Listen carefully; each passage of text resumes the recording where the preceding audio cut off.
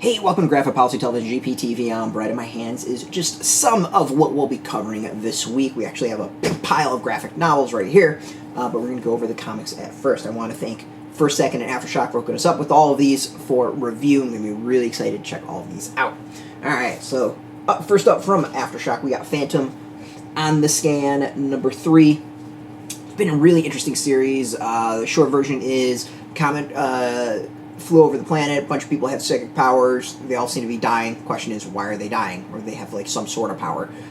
They're all dying, question is why they're dying, and then of course someone seems to be maybe going after them. We'll find out.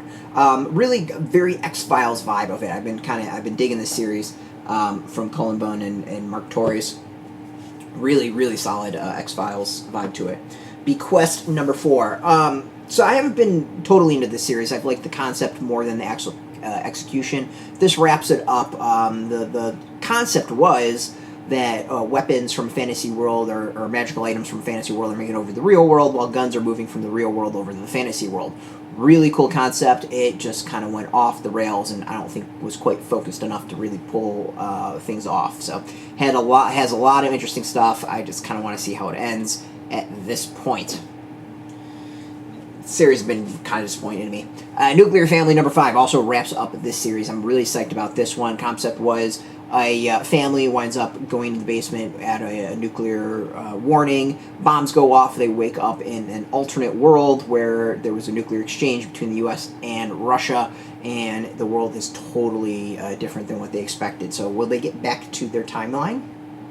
We'll have to find out. This has been like a really cool pop, cheesy sci-fi series. Cheesy in a good way. As I said, we got a lot of graphic novels to go over as well. Excited about all this. We're going to do what we can to cover all of these. Probably do like one a day or so. They all are all out bookstores on the 22nd. They should be in comic shops relatively soon, usually the week after. So, we might spread these out a little bit, but this is the goal for the week. All right, we got Nothing Can Possibly Go Wrong from Prudence Shen and Faith Erin Hicks. It's a series, graphic novels about two friends who are split when the robotics team goes up against, I think, the cheerleading squad for funding. It's all about a school election for president. School politics. I'm all about that one. Alright, we got Haylee and Comet, graphic novel geared towards younger kids, all about friendship and two individuals trying to discover about being friends. All been about the kids' books here, the kids' graphic novels here. Been really fun to explore all that, so this should be a fun one to read, and then we'll maybe hopefully get the little one to give a review as well. Jukebox, kid's father has disappeared, and they use a jukebox one takes them through time, through music to help try to discover what happened to their father. Intriguing concept, time travel mystery with music, taking them through like key points of history. I like the concept. It seems really interesting.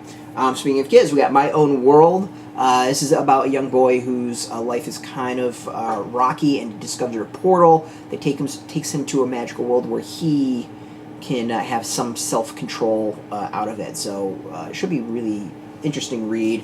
Concept that we've seen many times, but the art that I looked in, flipped through and checked out, I really kind of dig the art. So I'm excited to read that one. And then Science Comics. For those who have been with this channel for a long time, I'm all about the Science Comics.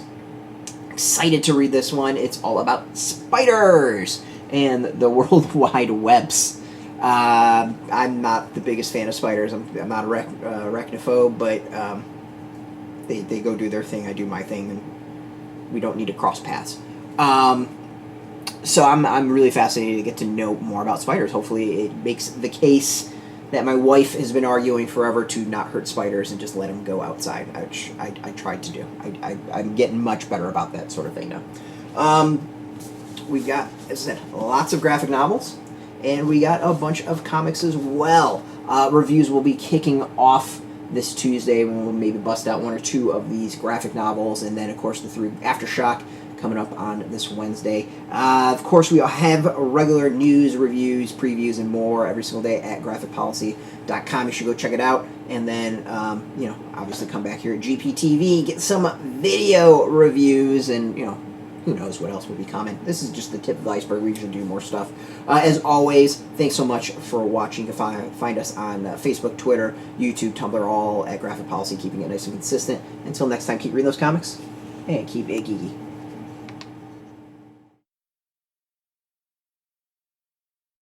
Hey, thanks for watching the previous video from Graphic Policy Television. Just by watching, you help support our site. Thank you so much. Now, if you're watching these videos, you probably care about geeky things like movies, television, comic books, toys, games, video games, you name it. You can go and subscribe right now to our YouTube channel to stay in touch and catch all the new videos, or check out our website at graphicpolicy.com. There's a nice link on this end of the video. But as always, thank you for watching. Keep on rocking and keep it geeky.